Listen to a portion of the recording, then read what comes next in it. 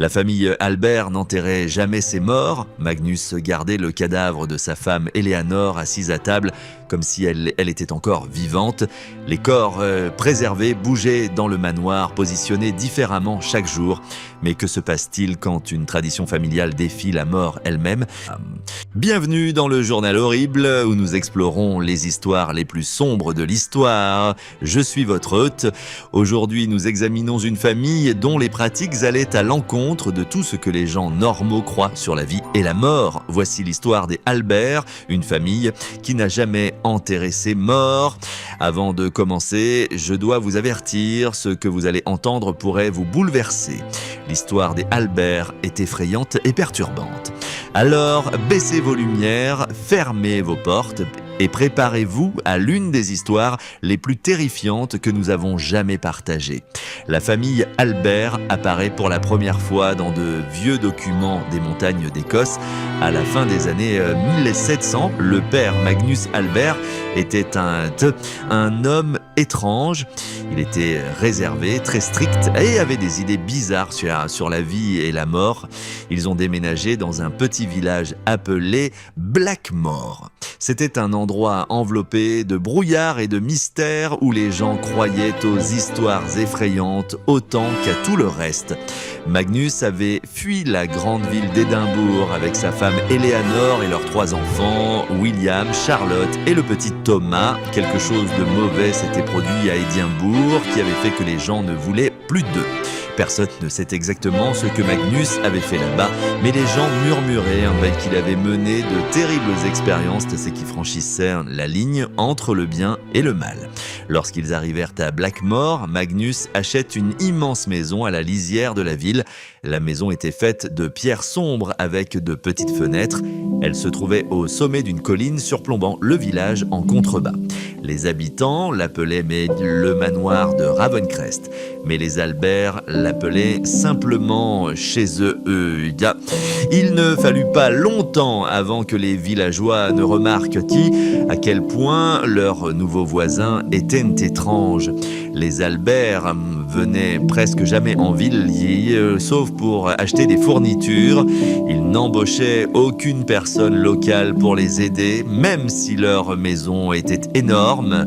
Le plus étrange, c'est qu'ils n'allaient jamais à l'église, ce qui a été très inhabituel à l'époque, mais ces choses étranges n'étaient rien comparé à ce qui se passa plus tard. Au cours de l'hiver 1638, quelque chose de terrible arriva à la famille Albert. Eleanor tomba malade avec une fièvre mystérieuse. Le médecin local, le docteur Sullivan, fut appelé à Ravencrest. À son arrivée, Magnus le conduisit à la chambre d'Eleanor, où elle reposait pâle et immobile. J'ai bien peur que nous soyons trop tard, docteur, dit Magnus sans émotion dans la voix. Le docteur Sullivan examina Eleanor et confirma ce que Magnus savait déjà. Elle était morte. Le médecin exprima ses condoléances et commença à parler des arrangements funéraires, comme c'était la norme. « Cela ne sera pas nécessaire », interrompit Magnus d'une voix ferme et définitive. Confus, le docteur Sullivan essaya d'expliquer pourquoi une inhumation appropriée était importante. Les Albert ne enterrent pas leurs morts, docteur. Ah, ça, dit Magnus avec conviction. Eleanor restera avec sa famille, où elle appartient. Perturbé mais ne sachant pas quoi faire, le docteur Sullivan quitta Ravencrest cette nuit-là, troublé par cette étrange rencontre. Le lendemain, il revint avec le ministre local, le révérend Clark, espérant raisonner Magnus sur l'importance d'une inhumation chrétienne. À leur arrivée, Magnus ne les laissa pas entrer. À travers la porte à moitié ouverte, les 2 hommes virent quelque chose qui les entrait à jamais. Le corps d'Eleanor, vêtu d'une belle robe, était assis à la table à manger, comme si elle était encore en vie. La famille était réunie autour d'elle, comme si rien n'avait changé. Horrifié, le révérend Clark exigea que Magnus montre un respect adéquat pour le corps de sa femme. La réponse de Magnus était glaçante. La morte n'est qu'un changement, révérend. Le corps détient l'esprit longtemps après que le cœur ait cessé de battre. L'enterrer serait couper ce lien à jamais. Nous ne l'abandonnerons pas au sol froid. Et il y a les nouvelles de cette situation horrible se répandirent rapidement à Blackmore. Les villageois, qui avaient déjà des soupçons sur cette étrange famille de la colline, les regardaient maintenant avec une réelle peur. Certains exigèrent que la police fasse quelque chose, tandis que d'autres étaient trop effrayés pour même en parler. Le shérif Douglas Mercer, l'agent de la loi du comté, visita Ravencrest pour enquêter sur ces rapports troublants. Lorsqu'il confronta Magnus, ce dernier lui montra des documents, de vieux papiers jaunis couverts de symboles étranges et d'écritures anciennes. « Ah, c'est notre accord familial, expliqua Magnus, datant de plusieurs centaines d'années. Les Albert ont toujours gardé leurs morts près d'eux. C'est notre tradition, notre droit. » Le shérif Mercer, bien que profondément troublé, ne trouva rien dans la loi qui disait qu'une famille ne pouvait pas garder un proche mort chez elle tant que cela ne posait pas de risque pour la santé. À contre-cœur, il quitta Ravencrest sans prendre de mesures, mais avertit Magnus qu'il serait attentif. Au fil des mois, le corps d'Eleanor resta dans la maison Albert. Les visiteurs, les rares à avoir été admis, rapportaient l'avoir vue dans différentes pièces de la maison. Sa position changeait régulièrement, comme si elle faisait toujours partie de la vie familiale. Parfois, elle était assise près de la cheminée avec du fil à broder dans ses mains sans vie. D'autres fois, elle était placée au piano, ses doigts raides reposant sur les touches. Encore plus troublants étaient les rapports de ceux qui prétendaient avoir vu Magnus parler au corps d'Eleanor, apparemment convaincus qu'une partie de celle-ci pouvait encore l'entendre. Les réactions des enfants face à la présence continue de leur mère étaient différentes. William, l'aîné à 16 ans, semblait avoir complètement adopté les croyances de son père, traitant le corps de sa mère avec le même respect qu'il lui avait montré de son vivant. Charlotte, 13 ans, était clairement troublée par la situation, mais obéissait aux souhaits de son père. Le jeune Thomas, seulement 8 ans, aurait demandé aux visiteurs quand sa mère se réveillerait, suggérant qu'il ne comprenait pas tout à fait ce qui s'était passé. Pendant 2 ans, cet horrible arrangement se poursuivit, le corps préservé d'Eleanor restant une figure centrale dans le foyer Albert. Magnus avait apparemment trouvé un moyen de préservation qui empêchait la décomposition habituelle, bien que sa méthode exacte restât un secret bien gardé. Puis, à l'automne 1800, une autre tragédie frappa la famille. William, en chassant dans la forêt d'épaisse autour de Ravencrest, eut un accident fatal lorsque son fusil explosa. Son corps fut ramené au manoir par son père et ses frères et sœurs, le cœur brisé. Tout comme pour Eleanor, William ne fut pas enterré.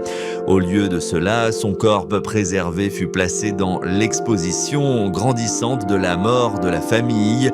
Des témoins décrivirent avoir vu le corps de William placé dans sa chaise préférée dans la bibliothèque, un livre éternellement ouvert dans ses mains rigides.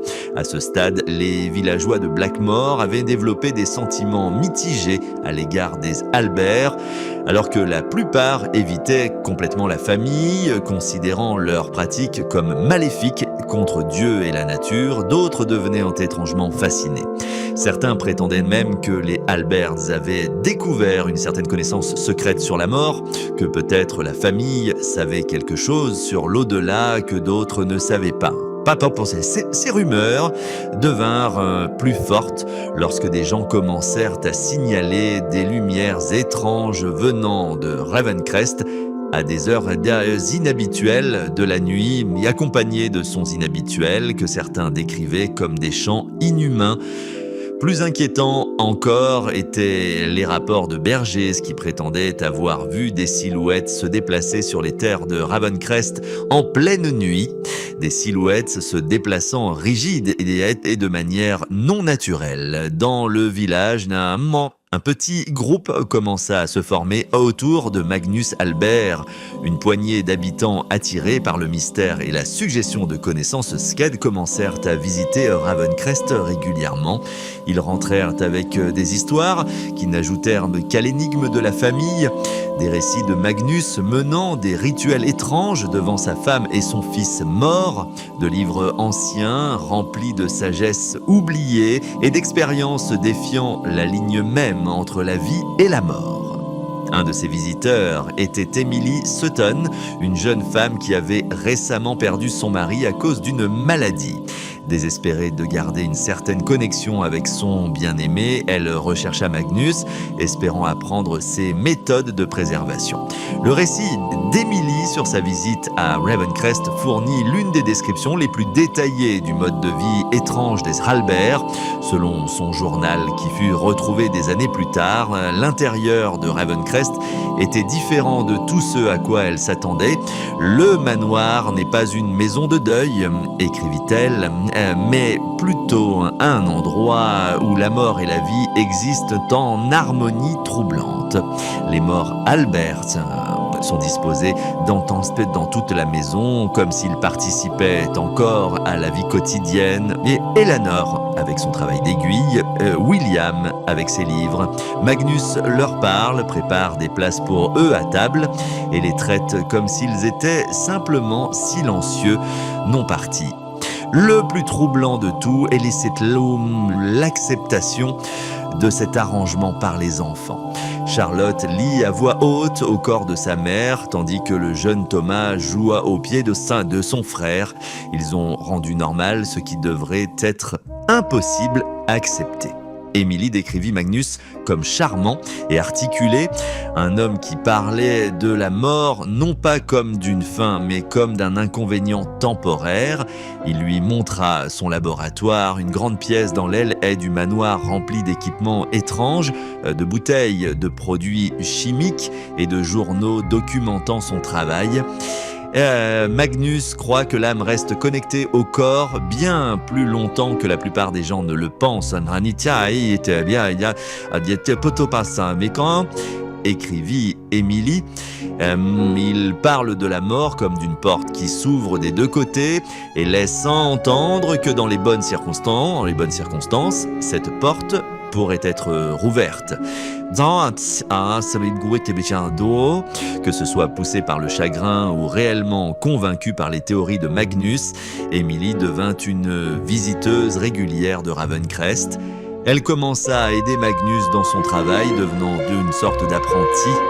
Ses entrées de journal durant cette période devenaient de plus en plus étranges, remplies de références mystérieuses à Le Seuil et Le Retour. La situation à Ravencrest aurait pu se poursuivre indéfiniment s'il n'avait pas eu lieu les événements de l'hiver 1803. Une saison particulièrement rude avait isolé Blackmore des villes voisines pendant des semaines. La nourriture était rare et la maladie se propageait dans le village. Lorsque 3 enfants du village disparurent pendant une tempête de neige, des équipes de recherche furent organisées. Les enfants disparus ne furent pas retrouvés, mais la recherche aboutit à une découverte choquante sur les terrains de Ravencrest. Derrière le manoir, partiellement caché par la neige, les chercheurs trouvèrent un petit bâtiment qui n'était pas là auparavant, une structure en pierre sans fenêtre et avec une lourde porte en fer. De l'intérieur émanait une odeur nauséabonde et des sons que des chercheurs décrivit comme ni ce humain ni animal, mais quelque chose entre les deux. Le shérif Mercer, à la tête de la patrouille de recherche, exigea l'entrée. Lorsque Magnus refusa, la porte fut enfoncée par la force. Ce qu'ils trouvèrent à l'intérieur est difficile à expliquer. La pièce contenait plusieurs tables métalliques, chacune portant un corps à différents stades de ce qui ne peut être décrit que comme une reconstruction. Des parties de corps qui semblaient appartenir à différentes personnes avaient été cousues ensemble. Le plus horrible de tout, certaines de ces formes assemblées montraient des signes de mouvement, se tordant et se secouant comme si elles avaient été ramenées à la vie par une force inconnue. Dans un coin, à peine reconnaissable comme ayant un jour été humain, se trouvaient les restes de ce que les chercheurs croyaient être les enfants disparus. Magnus fut immédiatement arrêté avec Emily Sutton, qui avait été trouvée en train de l'aider. Charlotte et Thomas furent placés sous protection, les deux enfants paraissant sous-alimentés et en état de choc. Ravencrest fut fouillé minutieusement. En plus des corps préservés d'Eleanor et William, les restes d'au moins 7 autres personnes furent découverts dans tout le manoir, tous préservés par les méthodes de Magnus et positionnés comme s'ils étaient encore des occupants vivants de la maison. Dans le laboratoire de Magnus, les autorités trouvèrent des journaux détaillant ses expériences, ses tentatives de renverser la mort elle-même. Les écrits révélaient un homme obsédé par l'idée que la mort n'était pas définitive, qu'avec la bonne application de la science et ce qu'il appelait l'ancienne connaissance, les morts pouvaient être restaurées.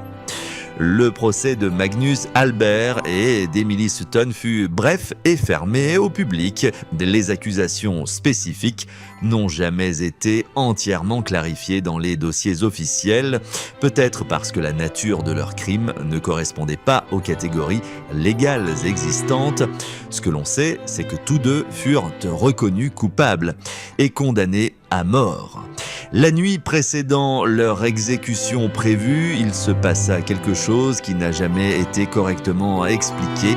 La prison où Magnus et Emily étaient détenus fut trouvée vide au matin. Les cellules étaient verrouillées de l'extérieur, les gardes étaient à leur poste et personne n'avait vu ou entendu quoi que ce soit d'anormal pendant la nuit. Les prisonniers avaient tout simplement disparu. Une recherche à Ravencrest révéla que les corps préservés d'Eleanor et William avaient également disparu. Bon, les autres corps trouvés dans le manoir restèrent. Les Albert, vivants et morts, étaient partis sans laisser de traces. Le retournement de situation le plus troublant de cette histoire déjà horrible survint 3 jours plus tard, lorsqu'un berger rapporta avoir vu 5 silhouettes se déplacer à travers les landes dans la brume matinale. Un homme grand, une femme, 2 enfants, et ce qui semblait être un adolescent, tous 5 se déplaçaient avec la même démarche rigide et non naturelle. C'était le dernier témoignage confirmé de la famille Albert à Blackmore. Le manoir de Ravencrest fut finalement abandonné, personne ne voulant acheter ou vivre dans une maison avec une telle histoire tragique. Avec le temps, la météo récupéra la structure jusqu'à ce que seules des ruines restent en souvenir de la famille qui avait jadis vécu et peut-être jamais mort. Mais l'histoire des Albert ne s'arrêta pas avec leur disparition de Blackmore. Au cours des décennies suivantes, des rapports émergèrent de diverses parties de la Grande-Bretagne et plus tard d'Europe sur une étrange famille qui ne semblait jamais vieillir et qui n'était jamais vue en train d'enterrer ses morts. En 1837, un médecin d'un petit village du nord de la France documenta sa rencontre avec une famille nommée Alford qui avait récemment déménagé dans la région. Il fut appelé à leur domicile pour s'occuper d'une femme âgée qui semblait avoir eu un AVC.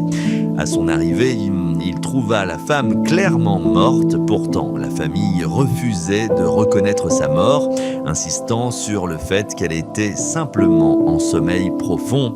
Le médecin nota que les autres membres de la famille, en particulier la figure paternelle, se déplaçaient d'une manière inhabituelle, même comme si leurs articulations avaient oublié comment se plier correctement. Lorsque les autorités locales enquêtèrent, dans la famille Yemi avait disparu, laissant derrière elle seulement une étrange odeur chimique dans leur maison abandonnée. Des récits similaires apparurent tout au long du 19e siècle en Allemagne, en Autriche et jusqu'en Roumanie. Les détails variaient, mais des éléments communs émergèrent. Une famille ayant une fixation inhabituellement forte sur la préservation de leurs morts, des expériences étranges menées en secret et une manière de se déplacer non naturelle parmi les membres de la famille. Au début du XXe siècle, l'histoire des Halbert était devenue une sorte de légende parmi les occultistes et ceux qui s'intéressent au macabre.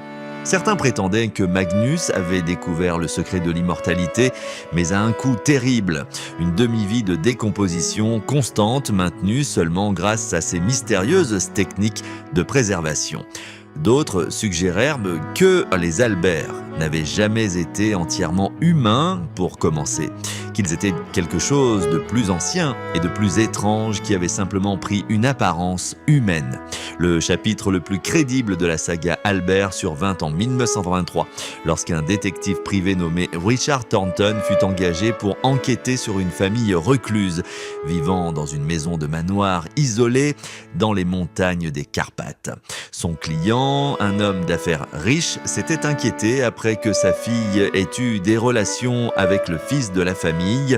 Le rapport détaillé de Thornton, découvert parmi ses affaires après sa mort en 1927, décrit une famille de 5 personnes qui correspondaient aux descriptions des Halbert à bien des égards.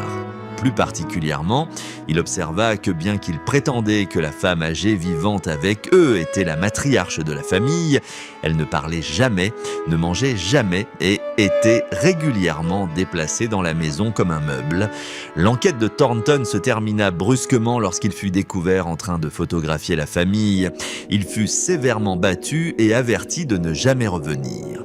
Dans son rapport, il écrivit « Je ne peux dire avec certitude qu'il s'agit des infâmes Halbert de Blackmore, mais si ce ne sont pas eux, alors ils sont leurs successeurs spirituels à tous égards. » La piste des Halbert se refroidit après la rencontre de Thornton. S'ils ont continué leur existence errante tout au long du XXe siècle, ils sont apparemment devenus plus prudents pour attirer l'attention sur eux. Cependant, en 2006, une découverte intéressante fut faite lors de la rénovation d'une vieille maison à Prague.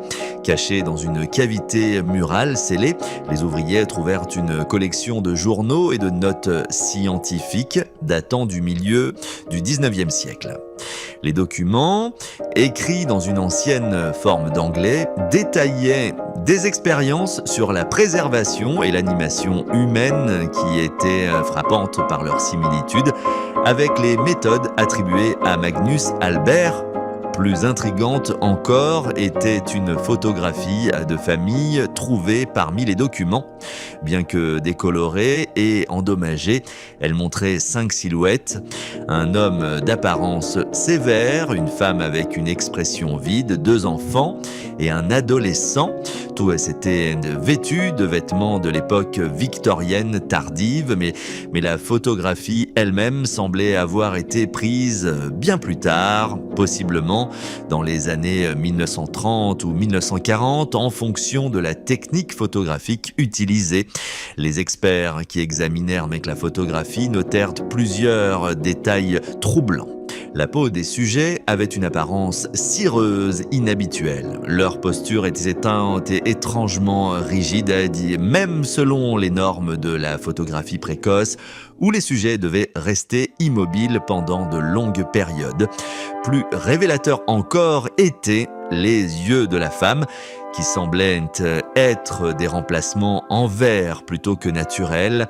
Les papiers et la photographie furent acquis par un collectionneur privé avant qu'ils ne puissent être correctement étudiés par les autorités, et leur emplacement actuel est inconnu. Dans les décennies qui ont suivi, des rumeurs et des apparitions non confirmées des Halberts ont continué à surgir occasionnellement. Des explorateurs urbains prétendent avoir rencontré une étrange famille vivant dans des bâtiments abandonnés. Des randonneurs dans des zones éloignées rapportent avoir rencontré un groupe de personnes se déplaçant de manière non naturelle et parlant un anglais désuet. Des entreprises de fourniture médicale notent guettant des commandes en gros inhabituelles de produits chimiques de préservation livrés à des adresses abandonnées. Aucun de ces récits ne peut être vérifié, bien sûr. L'histoire des Halberts, une famille qui a refusé d'enterrer ses morts et qui pourrait avoir découvert quelque chose de terrible sur la nature de la mort elle-même, reste principalement dans le domaine de la légende. Pourtant, on ne peut s'empêcher de se demander si Magnus Halbert a vraiment trouvé un moyen de préserver non seulement le corps, mais quelque chose de l'essence d'une personne après la mort. Que signifierait cela pour sa famille ? Continueront-ils leur existence horrible indéfiniment, ni vraiment vivants, ni correctement morts, se déplaçant d'un endroit à l'autre, alors que des décennies et finalement des siècles passaient ? Continueront-ils à agrandir leur famille, préservant chaque membre lorsqu'il tombe suite à une blessure, une maladie ou l'âge, créant un cortège toujours croissant des morts animés ? Et s'ils existent encore sous une certaine forme, à quoi ressembleraient-ils maintenant après plus de 2 siècles de leur existence non naturelle ? Combien de leur humanité leur resterait-il ? Ces questions ont fasciné et dérangé ceux qui ont étudié l'affaire Halbert au fil des ans. Quelle que soit la vérité, l'histoire de la famille qui n'a jamais enterré ses morts sert de rappel glaçant des dangers de défier l'ordre naturel, de la fine ligne entre dévouement et obsession et des conséquences potentiellement terribles, de refuser d'accepter la finalité de la mort.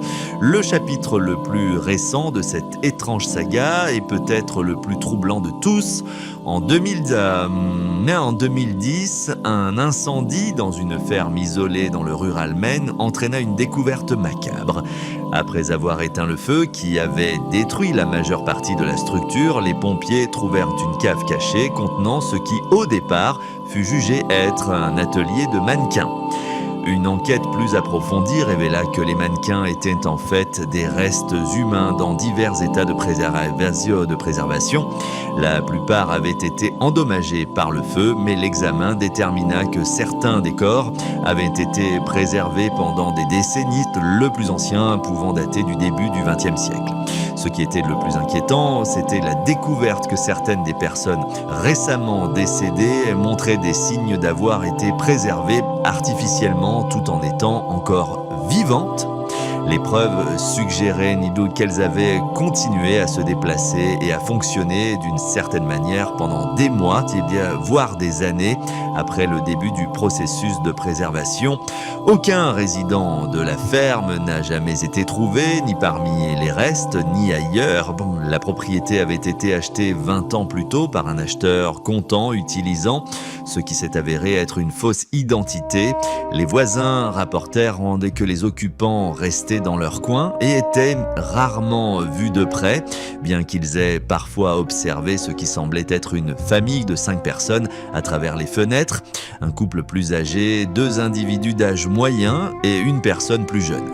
Les enquêteurs notèrent que la ferme contenait de nombreux livres et journaux liés à des techniques de préservation obscures, à la chimie expérimentale et à des théories marginales sur l'extension de la vie au-delà de la mort.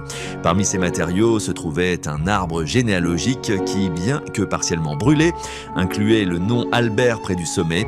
Les tests ADN sur les restes s'avérèrent peu concluants, les analystes notant des altérations chimiques inhabituelles.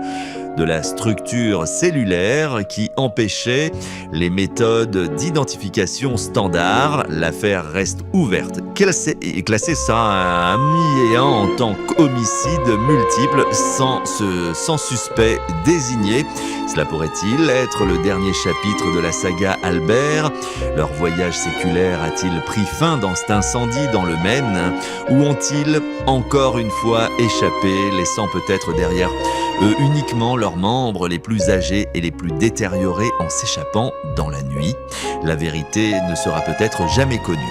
Mais peut-être que cette incertitude est appropriée pour une famille dont l'existence même a défié la frontière entre la vie et la mort, entre l'histoire et la légende. Ce que nous pouvons dire avec une certaine confiance, c'est que l'histoire des Albert, qu'elle soit considérée comme un fait historique, un folklore élaboré ou un récit d'avertissement, touche quelque chose de profond dans nos peurs collectives. Elle évoque notre peur de la mort, notre réticence à nous séparer de ceux que nous aimons et les terribles conséquences qui pourraient découler de la défiance de l'ordre naturel. L'histoire des Albert sert d'avertissement nécessaire. Certaines frontières ne sont pas destinées à être franchies.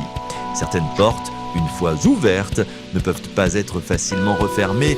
Et donc, nous laissons les Albert à quel que soit le destin qui les a finalement réclamés ou à leur errance continue s'ils perdurent une manière ou d'une autre.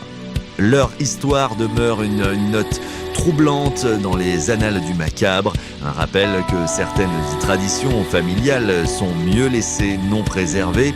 Quant à Magnus lui-même, l'homme qui a commencé cet héritage terrible, peut-être a-t-il réalisé exactement ce qu'il voulait accomplir? Une famille qui ne serait jamais séparée par la mort, qui resterait ensemble à travers les longs siècles, inchangés même lorsque le monde se transformait autour d'eux. Que cela représente un triomphe ou une tragédie dépend de la manière dont on considère la nature de la vie, de la mort et de ce qui pourrait exister dans le territoire ombragé entre les deux. Voici le journal horrible. Merci de nous avoir rejoints dans ce voyage au cœur de l'un des héritages familiaux les plus troublants de l'histoire. Si les Balbert nous ont appris quelque chose, c'est que certaines traditions sont mieux laissées dans le passé et que parfois, laisser partir les bobos qui est le plus grand seront acte d'amour que nous puissions offrir à ceux qui sont partis. Dormez bien et rappelez-vous, toutes les traditions familiales ne sont pas destinées à être préservées.